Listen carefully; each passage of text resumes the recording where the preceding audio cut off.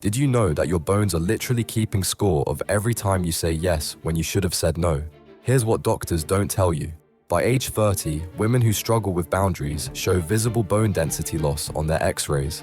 The chronic stress from people-pleasing floods your body with cortisol. This hormone breaks down your bones and inflames your joints. Your skeleton is paying the price for your inability to protect yourself. Every time you overcommit, your bones get weaker. Every time you let someone cross your line, inflammation spreads through your joints. Your body is literally aging faster because you won't defend your peace. But here's the powerful truth. Learning to say no doesn't just protect your time and energy.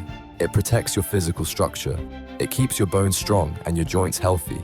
Your boundaries aren't just emotional protection, they're medical protection. When you honor yourself enough to say no, you're preventing your body from breaking down. Stop letting people steal your health. Your bones are begging you to finally choose yourself.